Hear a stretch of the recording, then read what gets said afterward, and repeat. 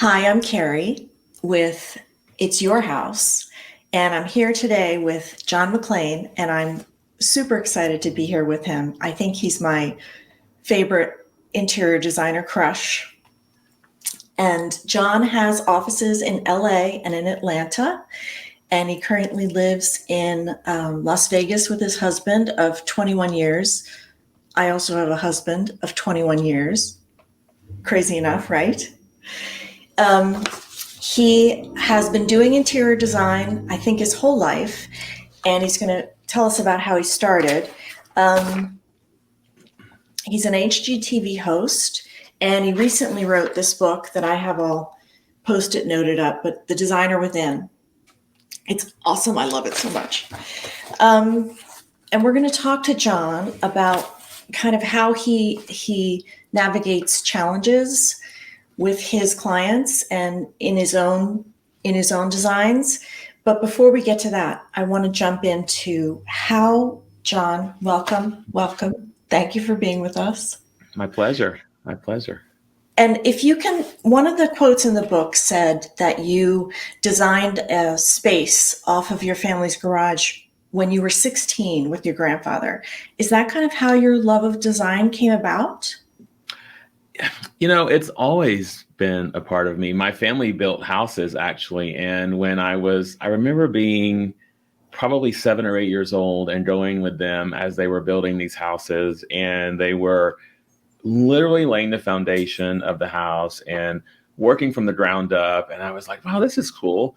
And my mom kept saying, why do you want to go? Every Saturday I want to go, I want to go. And why do you want to go? And I was like, because it's so interesting. So I would go, and then my mom would come and, check on me to make sure I was fine. So I think I was just sort of watching this house be built from the concrete block slab all the way up to the roof. And then, the drywall started happening. And so that's when I really became intrigued by it. And then I realized like, oh, wow, like the pretty stuff can happen after all the dirty stuff happens, right? Right. And then I was like, oh, wait a minute, I can do this on my own too. And then I realized that I had this extra room. My family had this extra room on our home that was just sitting there near the garage. And I thought, I need a little free space, a little extra space in this house as a, 16-year-old, 17-year-old thinks. And so I took it upon myself to renovate this empty room and turn it into this, main bedroom suite, primary suite. And it was glorious. I had the best time doing it. It was definitely designed on a dime, definitely, using all the money I'd saved from summer jobs and after school jobs. And, I remember working on it with my grandfather, and we were just having the best time that summer. So it was learning lessons and, just using what I had. I loved it. So yeah, it was my first introduction to probably doing the bulk of it on my own and learning as I went. I just love that your parents kind of took you along and let you see the whole design process, and it's like been in your blood for so long, and that's like such a gift that they just, invited you into that whole area with them. Yeah, my parents always instilled in me that I can do anything I want, literally, and I never felt that I couldn't. And it's so much so that if I had a dream or a passion or a desire, they just said, go for it. And I realized again early on that that was something that I loved. And so that part not only came easy for me inside, but because my family did it, it came easy for me to actually utilize it and get out there and practice it hands on. And so when this empty space was sitting there, they were like, okay, go for it. And I did. And I read that you refurbished a bathtub. Yeah. So again, it was designed on a dime. And so I found all of these. So I'm telling you, my mom and I could be driving down the road and I would see this old house that was being torn down and I would say, pull over. And so we would Right, pull right. I over. love that. And I would go into this house and it would be, halfway being ripped apart, and there would be old things lying there, and someone would be there and I would say, hey, do you mind if I take this? And so they were like, yeah, sure. So I took a bathtub and I would from that house, I think I took some old windows. And so all of these things sort of became things that I felt that I wanted to not only reuse, but it was almost, it became a game for me to figure out, like a challenge to figure out Right. how I could reuse these things. And again, it's from the bathtub to, the windows to, I painted a mural of like a sky on the ceiling. And it just, when you have no one, sort of judging you, or no Right. one monitoring what you do, and the sky's the limit as far as your creativity goes, you just Right. go for it, and you don't Yeah. you don't limit yourself. And that lesson from that one experience has sort of led me into, taking more risks with my own clients and my own self now in design. Yeah. So when I'm driving down the road and I see a couple of chairs on the side of the road and I want to pick them up, and my 15-year-old is in the car with me, I'm maybe not damaging her for life by, grabbing those and showing her that we can kind of do something with that. Not at all. Not at all. No, I mean, now my husband has different ideas about it. When I'm like, oh, that trunk is so cool, let me grab it. And he's like, we have no room for that. So, Right. but My I just, husband, one, it's truly one man's trash is another man's treasure. So if I can't get it, I call my friend and say, hey, there's this great chair over on Fifth Avenue. Go get it. And so that's what happens.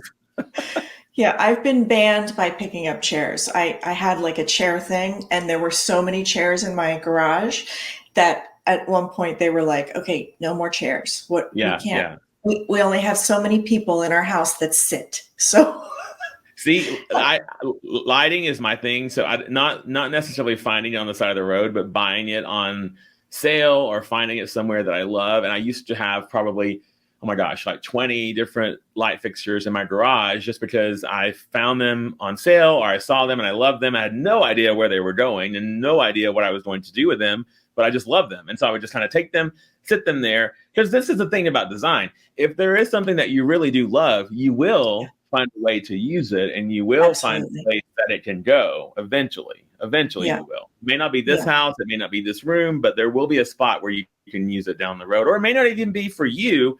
It could be for, in my case, for a client or, a family member or whomever. Right. So lighting is the thing that you collect now.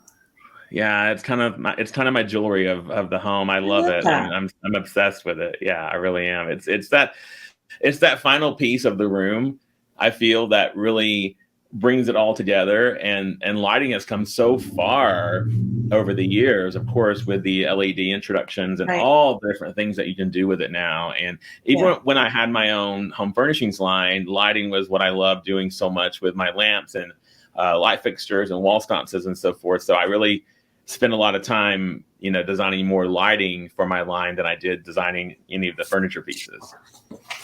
So speaking of wall sconces, this one bathroom. I mean, you've been my crush ever since I saw this one bathroom that you did. Those Pretty out there. sconces, those sconces are like awesome. I love them so much. Thank you. Thank They're you. like Yeah, that's this. actually my own powder room. Yeah. Yeah. I love it. So with that one, again, with your own space, I feel I use my own homes as experimental prototypes for what I can show my clients. So if I want to try something that's a little more risky, that's a little more out there, that's a little more different, that maybe, something that I want them to see, that I've had this wild idea about, then I do it in my own home. So that powder room is my own home. And I love the idea of having the floral light fixtures kind of flow over the side of the mirror.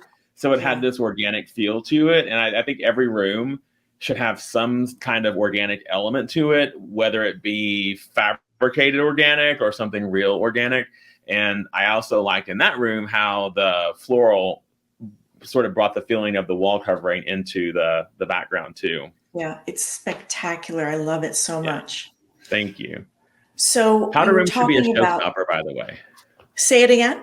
I said powder room should be a showstopper. Powder room should be that space where someone comes in and they're like, oh my gosh, have you come in a party? Come, look at this powder room, come. And then everyone's like, oh my God, go to the powder room. That's what a powder room should be. That is exactly what a powder room should be. It should not I be this agree. like ho hum space. Even if you're not having to go to the bathroom, everyone should be going to the powder room to see what it's about.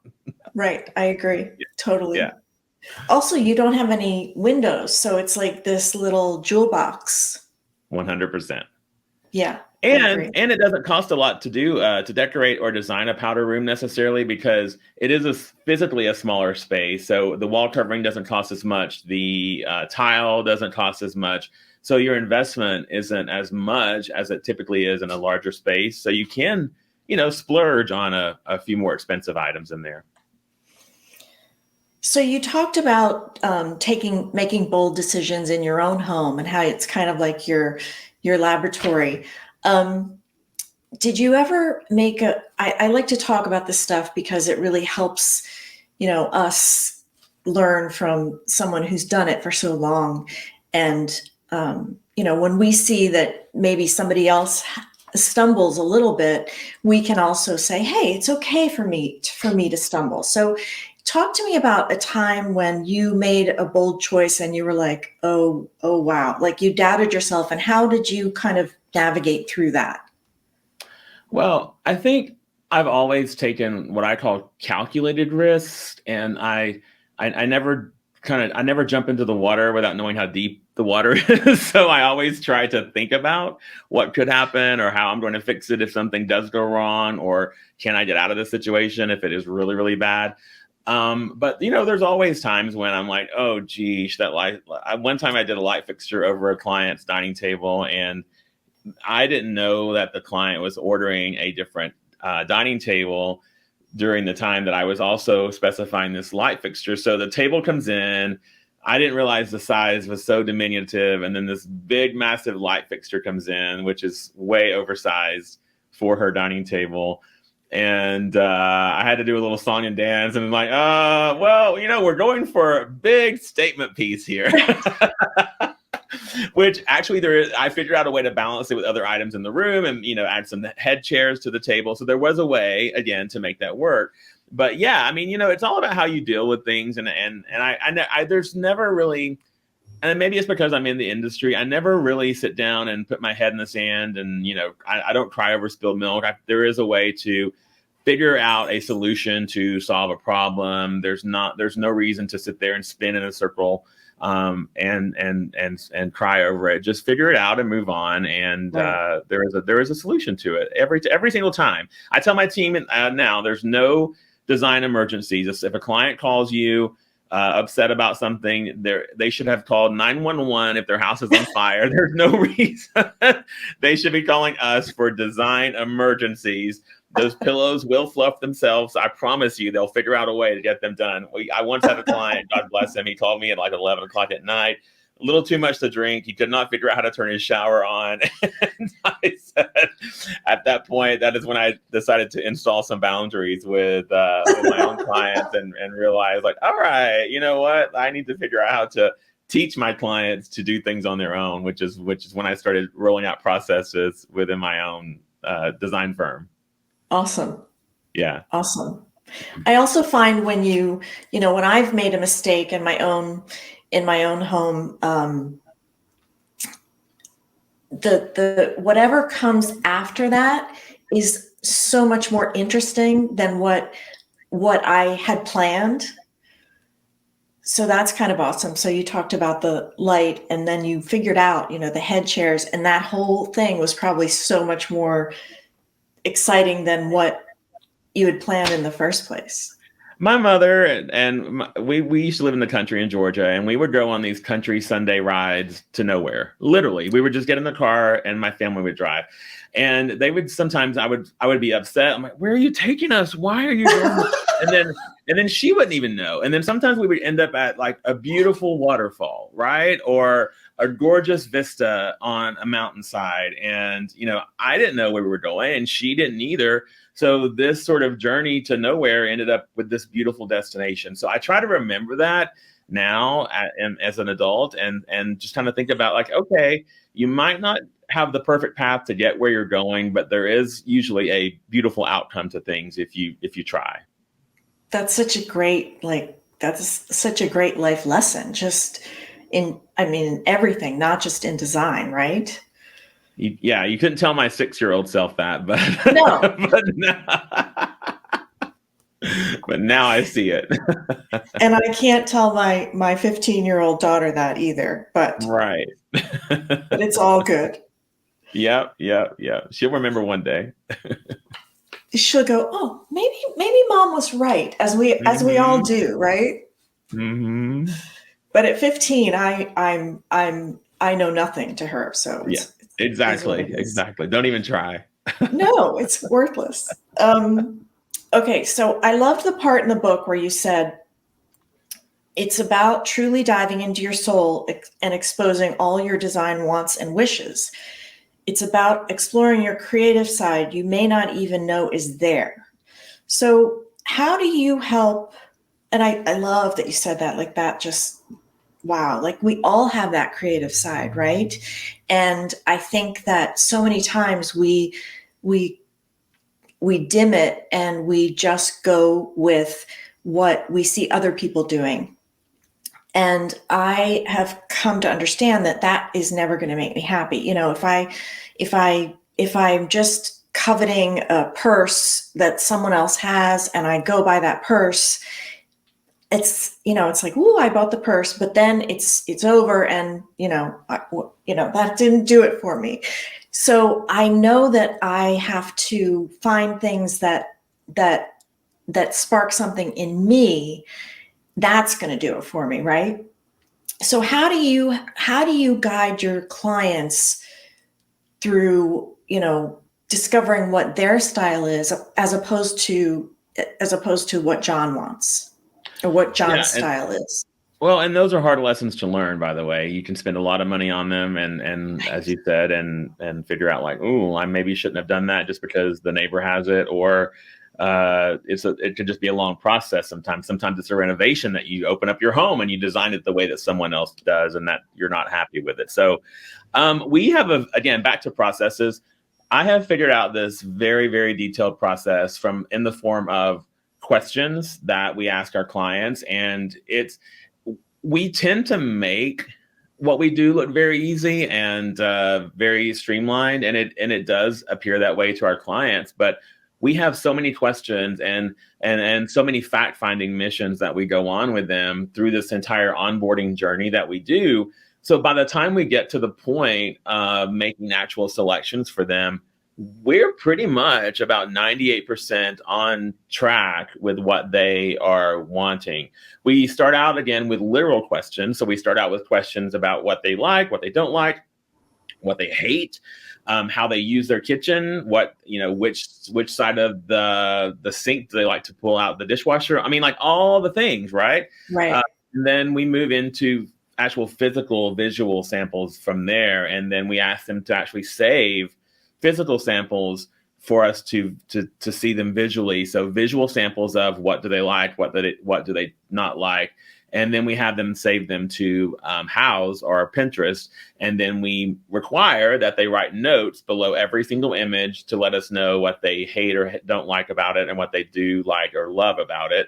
And then we sit down again one more time and we review that with them on a video call just like this, Yeah. and we go over every single image, every single like and dislike, and we take copious notes from there.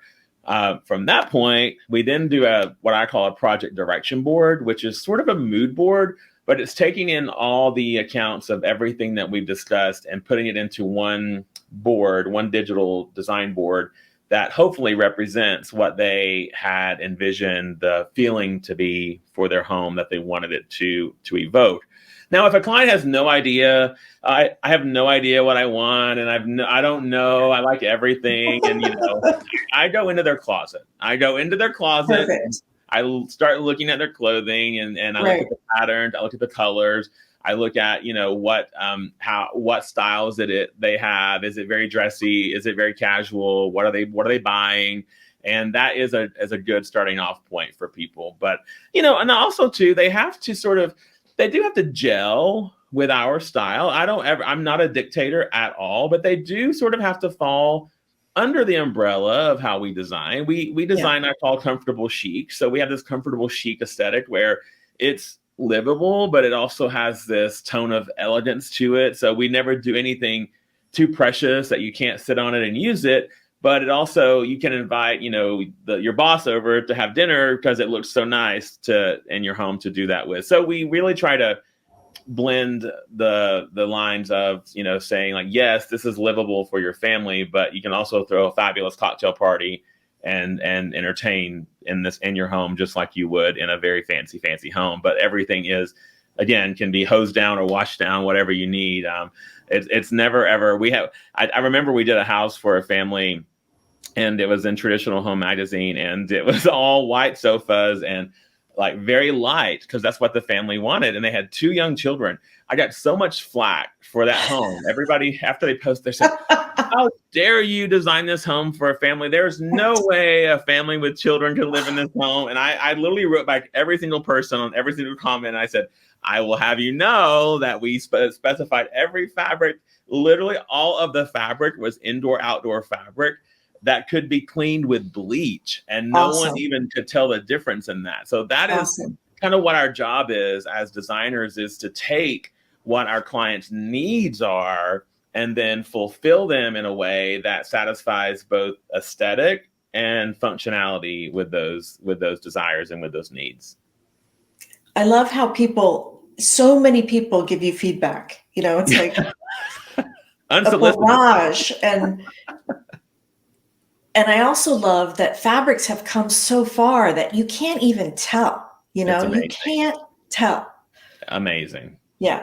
We sort of default, actually, Carrie, to this more durable fabric now. And if a client says, no, I really want, a silk blend, then that's fine. But we let them know the downside of that is X, Y, and Z. But if they have no desire or no need or no request for a certain fabric, we default to the more durable, and we default to the ones that can be cleaned very easily, because it just makes our job easier to know that 5 years down the road, this sofa is going to look just as great as it does now. Right. And they're going to be just as happy with it. I'm so drawn though to the expensive fabrics, the mohairs and then it's like, oh, where am I really going to use that? Because we're going to sit on it. So it's like I guess that's where they go into the throw pillows and things that you don't really care about. But it's such a bummer for me. It's like, I'm so drawn to that really lush, expensive stuff that is just not gonna last forever. Well, I think it's not necessarily that it won't last forever, but it is a bit more delicate. And, for instance, if there is a silk or even cotton is something that people think that is so easily cleaned, but it could be washable, but it's not durable in the fact that it will stain easily. And, it's used in so many different things. Viscose is a no-no for me on area rugs, because viscose is beautiful on area rugs, but it will stain. And then even when you clean that on area rugs, the viscose doesn't clean very well. So we have banned the use of viscose in our office for area rugs. And we do not allow any viscose at all in area rugs, because again, the client sees it and sees this lovely sheen and this beauty in it and a great price point. And FYI, to people watching, that can come in the form of bamboo silk. That is also how they label it sometimes, or faux silk. Oh, really? Yeah. So if you see a bamboo silk or viscose, I just stay clear away from that, because it does not ever hold up. Especially when you try to clean it with water or anything that's liquid, it does not look good after the fact. Yeah. So those are lessons that we've learned along the way in the time that we've tried things out for beauty. You can buy something that's beautiful and the price points are great, but how is it going to look, and how is it going to withhold, and how is it going to stand up to use, right? Especially, let's say, a rug if you put a rug down that's a runner in a high traffic area, it's going to be used a lot. So that rug needs to be durable. It needs to be able to be withstanding lots and lots of foot traffic from possibly dirty, muddy feet running in on it every day. And you don't want to put something so precious down that you're going to freak out every time your 5-year-old runs across it. And so we have to think about all these things. What's that? Or your dogs. Or your dogs, exactly. In my case, yeah. Yeah.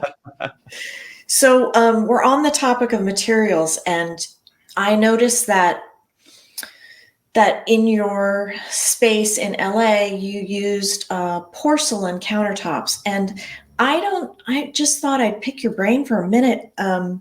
I've used soapstone and granite and quartz, and I think porcelain I've been drawn to, but it's always scared me a little bit because I don't know how it wears. Well, think about this. Think about porcelain tile on your floor. How does it wear? So you can put porcelain tile down and it's pretty indestructible, right? Yeah. You can drive a truck over it on some of these, right? It scratches very little.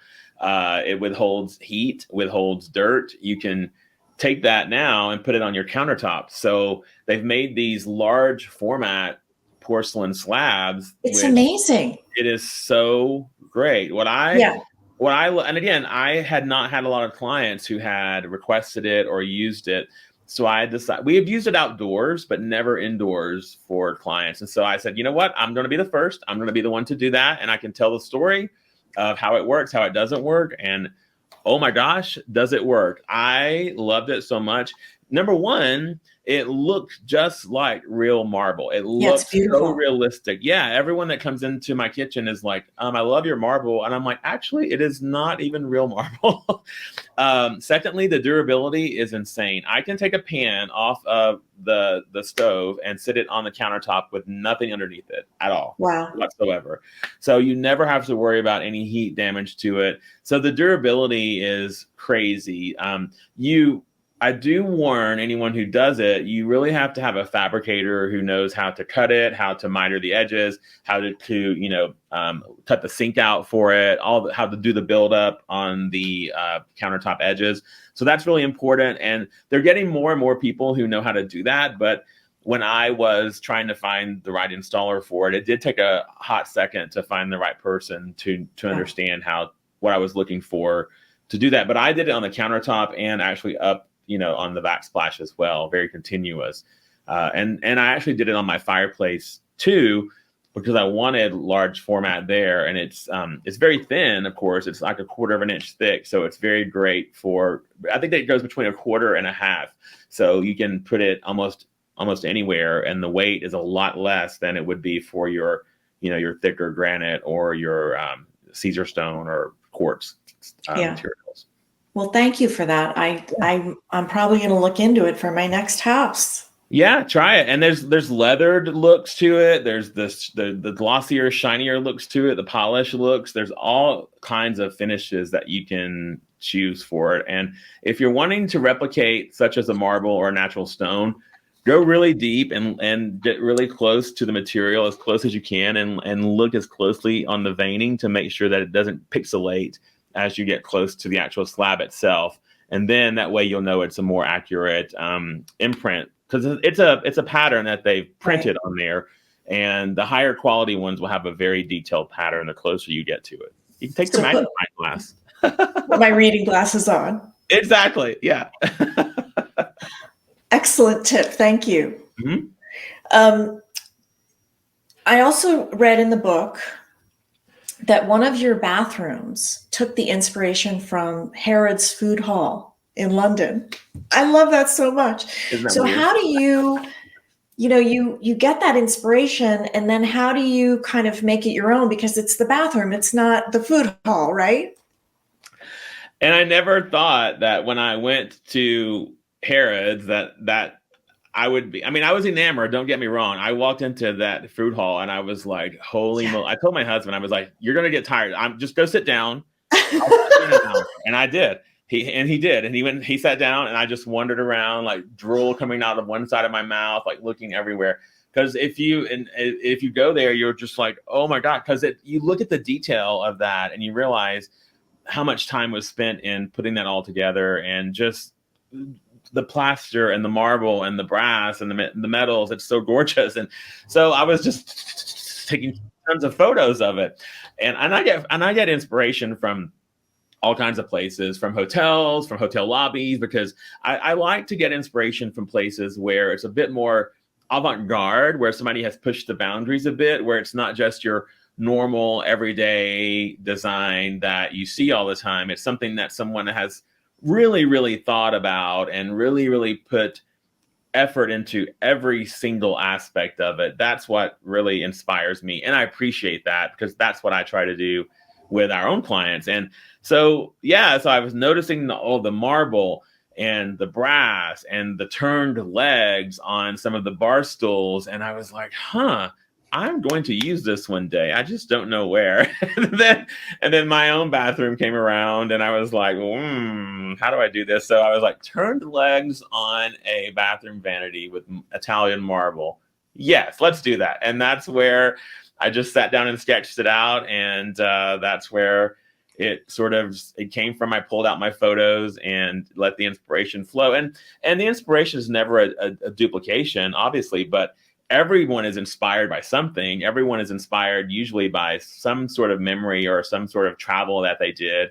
And I never ever, that's never wrong. Right. It's always a great way to find a way to bring it up to date to where you want it now, because you do make it your own. And we do that with clients all the time. Oh, I love this lobby of this hotel. Oh my God, this room, the feeling that this hotel gave me. How do I bring that back to my house? We do that all the time with clients. And yeah, so now, that bathroom, there's no food in there, but there's there's lots of inspiration in the bathroom from Harrods for sure.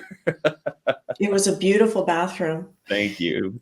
So that's part of your kind of discovery process you do with your clients in terms of pulling out from them, all the things that they might be inspired by. And then it's the house pictures and the Pinterest pictures and just the uncovering, why are you inspired by this? And I love that. That's really what I try and do, and what I try and kind of guide people to do, because it's all about what lit you up inside, and then using that to put that in your home, as opposed to just finding a picture of a bathroom that you liked and trying to copy that. And it's just not ever going to be as exciting. And it's not. And it's also about feeling that the space gives you. It's yes, anyone can copy a space, and there's a very popular look that's going around, that's still going around, and everyone sees it everywhere on television and in magazines, and it is so easy to copy, and it's so easy to duplicate. And I don't fault anyone for doing that. And I do fault some designers for doing it, because I feel like as designers, we are supposed to push clients outside of their norm and their boundaries. But, as consumers, it's okay. I mean, I get that they don't really think about how to do things differently, but that's why they hire designers, right? That's why they hire us to do it. But, inspiration does come in lots of forms. I had a client once who said, we were on this penthouse in Japan and we loved the way that it felt. And it was this beautiful, and they had a rooftop in their own home in Los Angeles. And we designed this rooftop to have this feeling. I said, well, what do you like about it? And it turns out it wasn't even the actual physical things that were there. It was because that the ocean was here and the sunset there and the trees were over here, and it had this organic feel to it. And so we sort of took all of that emotional aspects of it and brought that into that rooftop. And we designed a rooftop for that feeling for a family of 6. So try taking, all the emotions of a family of 6 and encapsulating it. That's even harder to do sometimes. Because everybody has an opinion. Mm-hmm. Yep. And they all want to see some part of their opinion come into play in that space, right? In the common areas. I love how you talked about it's a feeling, because it is a feeling. And I get, you talk to people about style, and sometimes they get a little bit, they trip over themselves. What is my style? And I like to say, it really doesn't matter. Like, it's not, you don't have to have a label to it. It's a feeling, how do you want to feel in that space? So that's like, I love that you talked about that. Yeah. And how do you feel when you come into the room? I think a home should wrap its arms around you. I think it should nurture you. We found that out during COVID and during the times when we really were in our home. And I think a lot of people, myself included, have held on to that feeling, and we haven't let go. And we want our homes to still embrace us in that way and to still nurture us in that way. And it doesn't mean that you have to spend a ton of money on it necessarily. It just means that there should be things in there that speak to you. You know, I can design around Aunt Edna's hope chest if you give it to me, and I can bring in modern things that work so well with that. That's what I do, right? And it could be the ugliest hope chest in the world. I promise you, I can make that work for you in your home because that means something to you. Right. And I'm never going to ever tell a client that you need to get rid of this because it's because I don't like it. That's none of my business whether I like it or not. That is that client's special piece, and I will make it work for them, and we will find a place to make that work. We had a client once who had so there was a husband and wife, and it was it was ugly. Sorry, it was ugly. It was a coffee table that his grandfather made, I think, out of like old wood, and it had like nothing but sentimental purposes behind it at all. Like, there's no aesthetically pleasing. And the wife hated it, and she was like, please just tell me to get rid of it. I said, I'm not going to tell you to get rid of that. That's not what I'm going to do. So long story short, we repurposed it. I know, right? She wanted me to be the scapegoat. So we repurposed it into a desk for his office. We put it on legs, and we turned it into his desk and a piece of glass on top. And it's kind of tucked away in his office. He loves it. He gets to see it every single day. Awesome. We make use out of it, and it's not being thrown away. So his mom comes and visits and said, where's the coffee table? It's right here. You know, we didn't throw it away. So there's always a solution if you just stop and think about how to repurpose things and how you can use things without making people feel less than. There's no reason for that. There's no need for that. Right. I love that. I love that solution. Like how perfect. Mm-hmm. So there's another photo in your book of a pool table that you have also turned into a dining table. Mm-hmm. And I dated a guy forever ago, and he had this huge pool table, and he was like, I have this brilliant idea. We're just going to put a piece of wood over it, and that'll be our dining table. And I was like, no, that's crazy talk. And here I see in your book that you have actually made it work, and it's gorgeous. So now I'm like, oh, well, I mean, it didn't work out with that guy, but it made me rethink, like, and this is something I am guilty of. Whenever my husband has a great idea, immediately, I mean, if it's design related inside the house, immediately I say no, which is, I mean, I should just be like, you know, keep my mouth shut, because typically I'll come back around and it's a very good idea. So how did you come up with that pool table idea? Like, how did that come about? Well, this was a family that loved to do things together, and the mom and the dad actually pulled us aside, my team and I, and said, we really want to figure out a way to spend more time together. And though the house was large, there really was no space to put a game room per se. And so we decided to figure out a way to multitask a space. But by the way, this was a very expensive home. This wasn't just your run-of-the-mill home. This was a multi-million-dollar home. And so we had to bridge the gap from, you know, making it look clunky and out of place with elegant and sophisticated when it was actually being used. And so, of course, it has the brass inlay on the side of the table. Beautiful.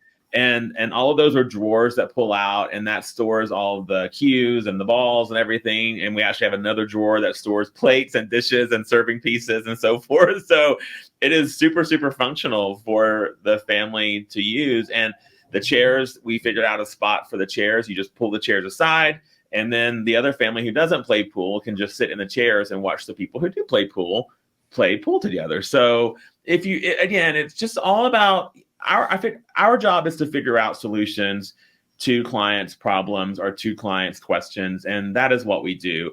And we do it every day, but there's always some challenge that pops up that we love, and we love a good challenge. And that was one of those things where we're like, how do we let them spend more time together? Give the home its elegance. They love to play pool. How do we do this? And so this is the solution that we came up with for this family. And thankfully they're using it all the time and they love it. It was so beautiful and so well executed. I Thank you, was thank you, like, thank you. oh my God, he did it. How did he do it? Anything's possible. I agree. I agree. So let's go back to, you were saying that, sometimes we find a picture and we want to copy it, and, we totally understand why that happens. And I've started to think about, like, we're all bombarded with things from Instagram and we see the same thing. And I've started to think even about how, like, artificial intelligence and, tweaks our faces and everybody's the same. And I think what's going to be popular is actually going to be stuff that is either far out there or stuff that is, like, not so perfect. And that just brings us back to, like, what is it that's coming from inside of us, and how do we make that work as opposed to just copying something that we've seen. So there's not a question in there, but I just like the fact that you talked about it.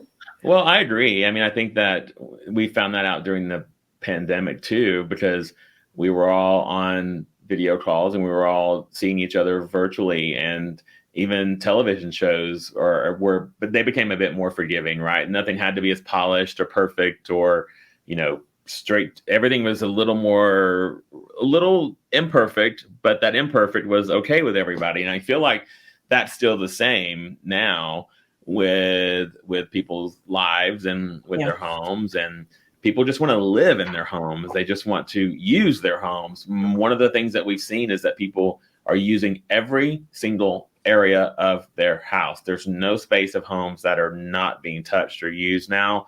There's no, like, oh, that's a room that we never use. No, every room is being addressed for some purpose.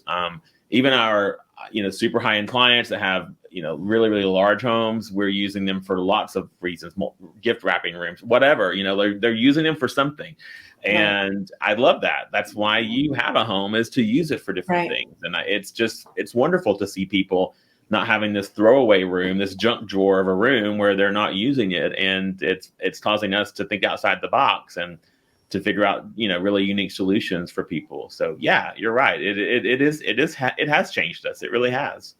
Yeah. And I love the fact that, we spend our whole lives in our house, and it's our most of us, it's our biggest investment. So, why shouldn't we uncover every little inch of it and make every little inch of it work for us? Absolutely. 100%. Yeah. Okay. So there's this other quote from the book that I loved so much. Also key, listening to your own heart, not your neighbor, not the popular TV show, and definitely not the catalog you just received in the mail. Trust your instincts. So that's so powerful coming from someone like you, because, people hire you, they love your look, they love your style, and they know you're going to help them with their style. But how do you, like, trust your instincts? How would you kind of tell every person to just trust themselves a little bit more? Well, it's two things. I think one, we all do know what we want deep down. We all do know what makes us happy. And I think sometimes we're marred by the fear of judgment from other people. Like, is our neighbor going to come over and think like, oh, that's bad, or, oh, I don't like that. Who cares?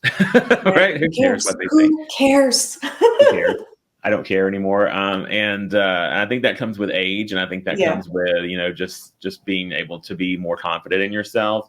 So there really are no mistakes that you can make. Design is it's very objective. I understand that, and it could be very much so of, like, I don't like something and someone else could. That's fine. But I always say I can't see it from my house, so it doesn't matter if I like it or not. That's good. That's really good. And so, I've gone to parties and to people's homes where I'm like, oh, well, that's a choice. I wouldn't have done that, but that's a choice. And I walk up to them and make them feel, never would I do that. I know, right? Never. But it's their home, and so people who, if you live in your home and you feel confident enough to make decisions in your own home based upon what you and your family need and what you like. You could have 45 roosters, ceramic roosters in your kitchen, and if that's what you love, by goodness, that's what you love. I don't care. As long as you're happy with it, right? If you bring a designer in to help you meld all of this together, then you do need to listen to the designer, right? Because we do have a purpose, and there is a reason that we're here. We're there to bring our expertise in to help you blend all these ideas together, because we do it every single day. But we're never a dictator. We're never going to say you have to do it this way. I always use the line, and it's the truth, based upon our experience. This is why I feel this would work the best. And it usually works with every client. And it's not a line that's a fake line. It's a line that's the truth, because we pretty much have seen everything at this point. And we know scale and balance and color and rhythm and all the things with design. So we just guide clients along the way and, let them know why it would work out better if they did it this way. But again, if someone's living in their own home and they have no desire to bring in a designer, then all they have is their own heart to listen to, and all they have is what they truly, truly love, and forget everybody else. Right. Forget everybody else. That's more advice that I'm giving to my 15-year-old. Which I tell her all the time, but she doesn't listen to me. So I'm going to tell her today, look, John McClain, who's, anybody I'm nobody. So anybody that is, look, they have so many followers on Instagram, they must be somebody. So I'm going to tell her today that that's advice from you. Yeah, when she crosses over that line of in her mid to late 20s, early 30s, she'll get there too, and then when she gets in her 40s like me, she'll be like, yeah, I'm good. Yeah, she'll get there eventually. John, this has been just such a pleasure. Thank you for joining me. Is there anything else any other words of wisdom that you'd want to leave our audience with today? I just, again, listen to your heart, listen to what you want. If you do want to hire a designer, make sure that it's a collaborative relationship. Make sure that you do hire someone who is listening to you, who does care about you. We make it look easy. We make it look like unchallenging, and we make it look as what is the old Picasso? I think it's probably not the true, but the person who walks up to Picasso at the restaurant and says, "Can you draw me a picture?" And Picasso draws a picture, and he says, "That'll be $1 million." And she says, "Well, that took you 60 seconds to draw." And he says, "No, it took me a lifetime to figure out how to do that." Right. So I think that there's a value, of course, to designers and what we do, and we do make it look easy. And we do know what we're talking about, and we do understand, why things work. But I would never make a homeowner feel less than or not feel like something they're doing is wrong, because it's not wrong. It's if someone loves their home the way it is, that's their home. I grew up in an area where we were middle class. We didn't have a lot of everything. And that area is still there, and it's still pretty much the same type of area. And I would never dream of going back there and making any of those people that I love so dearly feel like what they're doing or how they're living is not right, because that is not the way to live a life. So just listen to who you are. And if you need help is there to find it. And I say this, if you want to get inspiration from somewhere, don't pull the entire look, pull bits and pieces from it, right? So pull a lamp, pull a rug, pull a pillow, pull one piece. So pull different things from these looks that you're seeing online and in magazines, and that will still blend, the popular things with your own look, so that it's still a piece of you. Yeah. That's a great idea. Yeah. And by the way, my other office is in Orlando and Los Angeles. Why did I think Atlanta? Because you're from there. I'm from, that's why. Yeah. It's okay. So I was thinking, as you were talking with your last word, I have another question. Okay. I love the fact that you do high-low. I love that, because I think that makes everything accessible. Not everything has to be, the best of the best. So how do you kind of decide what you're going to do high and what you're going to do low? The pieces, here's how I gauge it. The pieces that you're going to use every day a lot are the pieces that you should invest more money in. So your sofa is one of those things that you should definitely invest more money in, because that is going to be something that you're going to sit on a lot. And by the way, a lot of furniture stores will make a sofa look beautiful on the outside, but I implore anyone watching, please ask them how it's made, what type of wood is being used to produce it. Is it kiln dried? How are the corners put together? What is the foam made of? What are the springs made of? Yeah. Because it could look beautiful, but a lot of these are actually, some of the arms are even made of cardboard. I'm not even joking. It's crazy. I know. So your sofa is one of those places. Sofas and chairs, things that are used like a lot. But even some side chairs, you could save a little bit of money and spend a little bit less on. But places I always spend less money on are always accessories. Some lamps are easy to spend less money on. Area rugs are now becoming less and less costly. So you can spend you can find a lot of beautiful area rugs and spend a lot less money on those now. Ruggable is one that we had this client, we renovated her ton of money on her home, and she had dogs who weren't potty trained, and so we were using ruggables everywhere, and I was like, well, all right, they look fine, so we did that. But and then mirrors are another great place to save some money on. And then funny enough, artwork. If you're not a big art aficionado and you don't really care if you have the most expensive art, you can find beautiful art that is being reproduced or that has a look to it that doesn't cost a lot. And this can be found online with major retailers or by walking into a retailer and finding it there, because there's reproductions of things that look sometimes just as nice. So yeah, those are easy places to do that. We just did an install last week on a project, and I would think the project, I think it was probably like a $1.2 million design project total. And we bought our accessories. We did a mixture of home goods, right? We did home goods. We did home goods, we did Crate and Barrel, and we did so we put retail accessories in this, really big design project, and the client loved it. Everything turned out great. So it was this high and low of things, and the clients appreciated it as well. So there's no need to overspend if you don't have to. Right. Yeah. I love that. It's perfect. It's called common sense. Isn't that interesting? Yeah. Hello. I love common sense. Well, this has been a pleasure, John. Thank you so much for joining me. I have had such a good time, Carrie. Thank you. And I know that all of our audience is going to get so many good tips out of this, and I just really appreciate that.